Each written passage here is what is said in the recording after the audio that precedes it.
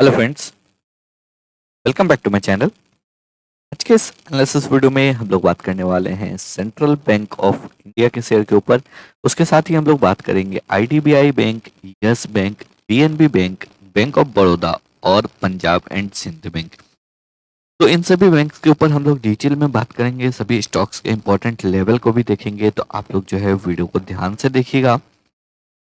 और अगर आप लोग चैनल पे पहली बार आए हैं या फिर अभी तक आप लोगों ने इस चैनल को सब्सक्राइब नहीं किया है तो वीडियो को लाइक करके चैनल को सब्सक्राइब जरूर कर लीजिए। साथ ही साथ बेल आइकन को प्रेस करके नोटिफिकेशन को क्लिक करके ऑल को भी सिलेक्ट कर लीजिए, जिससे कि आप लोगों को भी लेटेस्ट नोटिफिकेशन मिलता रहेगा। तो चलिए अब हम लोग डिटेल से बात करते हैं सभी स्टॉक्स के ऊपर। तो सबसे पहले हम लोग बात करते हैं सेंट्रल बैंक ऑफ इंडिया के शेयर के ऊपर।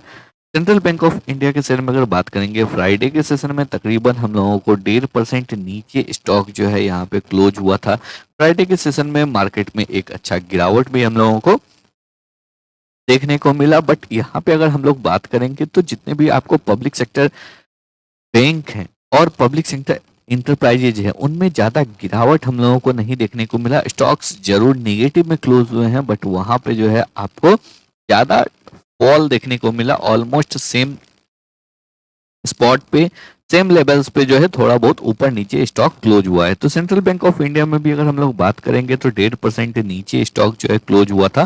पूरे वीक का अगर कारोबार देखेंगे तो पूरे वीक में स्टॉक ने तकरीबन आपको 1.25% गिरावट के साथ क्लोज दिया है। तो चलिए अब बात करते हैं इस स्टॉक के ऊपर डिटेल में। अगर हम लोग बात करेंगे वीकली बेसिस पे, तो इस स्टॉक ने आपको रिसेंटली हाई लगाया था सम अराउंड आपको 41 रुपीज 80 पैसे का। उसके बाद जो है स्टॉक में हम लोगों को यहाँ पे गिरावट देखने को मिल रहा है। करंटली स्टॉक जो है अपने हाई से, अपने रिसेंट हाई से तकरीबन 11 पॉइंट नीचे ट्रेड करता हुआ दिख रहा है। यहाँ पे अगर बात करेंगे तो दोनों ही लेवल, अप साइड में 42 का लेवल, डाउन साइड में 28 का लेवल काफी इंपॉर्टेंट होने वाला है, क्योंकि रिसेंट स्विंग हाई 42 का है, रिसेंट स्विंग लो 28 का है। अब अगर यहाँ पे हम लोग बात करेंगे पीएसयू बैंक इंडाइसेस जो है वो आपको कंसोलिडेट कर रहा है। 4500 का लेवल पीएसयू बैंक इंडाइसेस के लिए जो है काफी इंपॉर्टेंट लेवल है। जब तक इंडाइसेस उस लेवल के ऊपर आपको क्लोजिंग नहीं देता है, पीएसयू बैंक में हम लोगों को ज्यादा बड़ा अपसाइड मूवमेंट देखने को नहीं मिलेगा। बात अगर करें हम लोग सेंट्रल बैंक में, तो यहाँ पे एक अच्छा मूवमेंट हुआ, रिट्रेसमेंट भी हो चुका है। उसके बाद करंटली स्टॉक यहाँ पे कंसोलिडेट कर रहा है।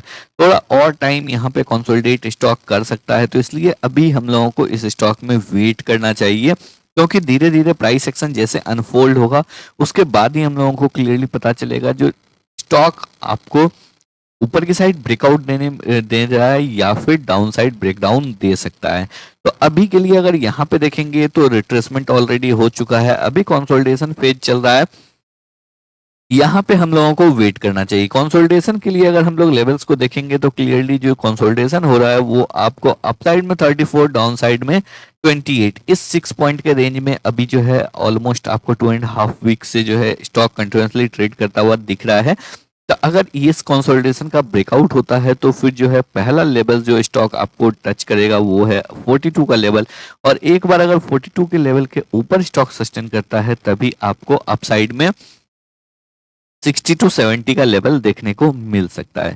सेकंड स्टॉक की अगर हम लोग बात करेंगे तो सेकंड स्टॉक है आईडीबीआई बैंक। आईडीबीआई बैंक में फ्राइडे के सेशन में तकरीबन 8% का हम लोगों को तेजी देखने को मिला था, लेकिन क्या इस स्टॉक में बाइंग करने का सही मौका आ चुका है?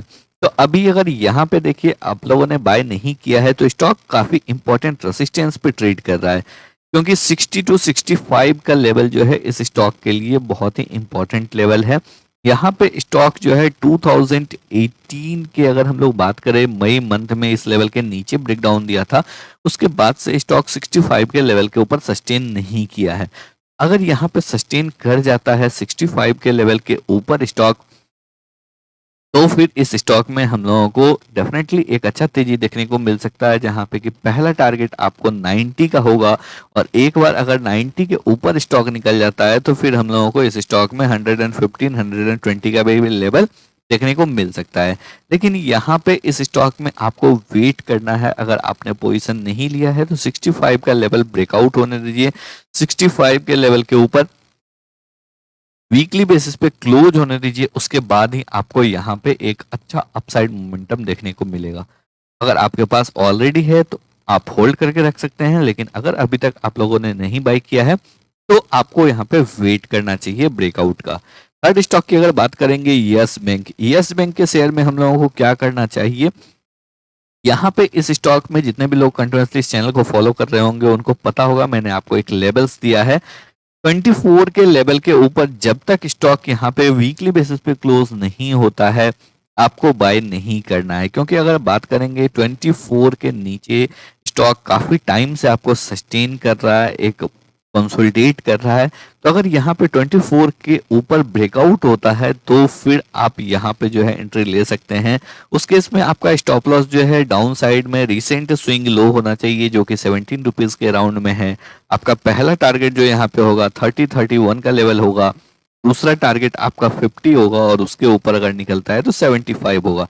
अगर आप यहाँ पे पोजीशन बना रहे हैं डेफिनेटली आपको स्टॉप लॉस लगाना चाहिए, क्योंकि यहाँ पे जो है आपको अगर डाउन साइड जाता है तो आपको अपना रिस्क पता होना चाहिए, आप कितना रिस्क ले रहे हैं। आपको हमेशा किसी भी ट्रेड में एंट्री करने से पहले अपने रिस्क को एनालाइज करना है, तभी आप बेटर वे में सक्सीड कर सकते हैं। डेफिनेटली जो है यहाँ पे आपको अपना एसएल प्लेस करना है, 7 पॉइंट का एसएल है, तो अगर यहाँ पे डाउन साइड जाता है तो आपको 7 पॉइंट का लॉस है, लेकिन अप साइड जाएगा पहला टारगेट 31 का और उसके ऊपर निकलता है तो फिर आपको 50 और फिर 75 का भी लेवल देखने को मिल सकता है। लेकिन इन सब ऊपर साइड को मूव करने के लिए पहले जरूरी है स्टॉक 24 के लेवल के ऊपर वीकली बेसिस पे क्लोज हो। जब तक वीकली बेसिस पे क्लोज नहीं होगा इस स्टॉक में पोजीशन नहीं बनाना है।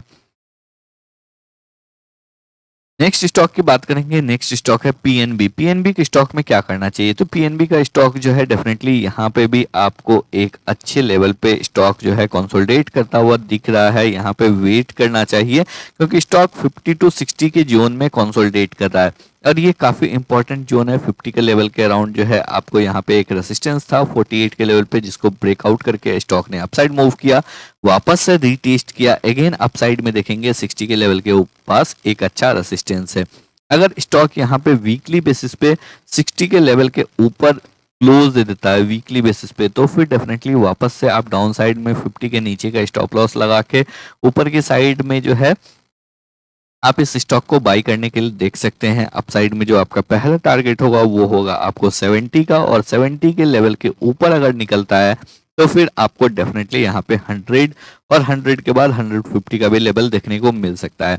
लेकिन यहाँ पे वेट करना है पहले 60 के लेवल के ऊपर वीकली बेसिस पे सस्टेन करने का, क्योंकि अगर यहाँ पे देखेंगे तो स्टॉक ऊपर जरूर गया था बट वीकली बेसिस पे सस्टेन नहीं किया, स्टॉक में ऊपर के लेवल से एक अच्छा गिरावट देखने को मिला। इसी वजह से जब तक 60 के लेवल के ऊपर आपको क्लियर क्लोजिंग नहीं देता है इस स्टॉक में आपको बाय नहीं करना है। क्लियर क्लोजिंग देता है तो डेफिनेटली इस प्रीवियस स्विंग लो के नीचे अपना एसएल प्लेस करके आप इस स्टॉक में पोजीशन ले सकते हैं। नेक्स्ट स्टॉक की बात करेंगे, नेक्स्ट स्टॉक है आपको bank of Baroda. Bank of Baroda के शेयर में बात करेंगे, स्टॉक 200 के लेवल के राउंड में यहाँ पे कंटिन्यूसली कंसोलिडेट कर रहा है और अगर इस स्टॉक के ऊपर बात करेंगे तो स्टॉक जो है आपको काफी इंपॉर्टेंट रेसिस्टेंस लेवल के राउंड आपको ट्रेड करता हुआ दिख रहा है। यहाँ पे अगर हम लोग बात करेंगे तो स्टॉक 200 के लेवल के राउंड में कंसोलिडेट कर रहा है। लास्ट टाइम स्टॉक ने 200 का लेवल आपको 2017 में टच किया था, उसके बाद से एक शार्प डाउनफॉल आया है। करंटली अगर बात करेंगे तो स्टॉक 165 to 200 के रेंज में कंसोलिडेट कर रहा है। तो यहाँ पे भी इस स्टॉक में भी अभी क्लियरली कंसोलिडेशन हो रहा है, तो आपको यहाँ पे वेट करना चाहिए। अगर आपके पास फ्रेश पोजीशन है तो आप यहाँ पे जरूर होल्ड कर सकते हैं, लेकिन अगर डाउन साइड में 166 का लेवल ब्रेक होता है तो फिर इस स्टॉक में हम लोगों को और गिरावट देखने को मिल सकता है। ऊपर की साइड जब तक 200 का लेवल यहाँ पे ब्रेक करके स्टॉक वीकली बेसिस पे क्लोज नहीं देता है, यहाँ पे आपको इस स्टॉक में एक अच्छा अपसाइड मोमेंटम देखने को नहीं मिलेगा। और लास्ट स्टॉक की अगर बात करेंगे तो लास्ट स्टॉक है Punjab and Sind Bank. Punjab and Sind Bank की अगर हम लोग बात करेंगे तो स्टॉक डेफिनेटली यहाँ पे भी इस स्टॉक में एक बहुत ही शार्प मोमेंटम हुआ, उसके बाद यहाँ पे स्टॉक में एक जबरदस्त गिरावट भी देखने को मिला। अगेन यहाँ पे स्टॉक एक रेंज में कंसोलिडेट कर रहा है 30 to 35। रेंज में थोड़ा और टाइम लग सकता है, क्योंकि अगर बात करेंगे इस स्टॉक के मंथली चार्ट के ऊपर, तो यहाँ पे क्लियरली हम लोगों को दिख रहा है जो स्टॉक जो है इस लेवल पे आपको सस्टेन करने में डिफिकल्टी हो रहा है। अपर लेवल पे एक रेसिस्टेंस है और उस लेवल पे ही हम लोगों को यहाँ पे प्रॉफिट बुकिंग देखने को मिल रहा है। तो क्लियरली जब तक स्टॉक आपको ऊपर की साइड में 35 के लेवल के ऊपर एटलीस्ट वीकली बेसिस पे सस्टेन नहीं करता है, इस स्टॉक में हम लोगों को फर्दर अपसाइड देखने को नहीं मिलेगा। 25 टू 35 के रेंज में स्टॉक जो है कंसोलिडेट कर सकता है और उसके बाद वापस से अपमूव देखने को मिल सकता है। तो 35 के लेवल के ऊपर जो है एक बार इस स्टॉक को पहले सस्टेन करने दीजिए, उसके बाद इस स्टॉक का पहला टारगेट हो जाएगा 45 और 45 के लेवल के ऊपर निकलने के बाद 60 और फिर 75 का भी लेवल देखने को मिल सकता है। तो आई होप आप लोगों को सभी पॉइंट्स क्लियर हो गए होंगे। तो अगर आप लोगों को वीडियो पसंद आया हो, एनालिसिस अच्छा लगा हो, वीडियो को लाइक करके चैनल को सब्सक्राइब जरूर करें।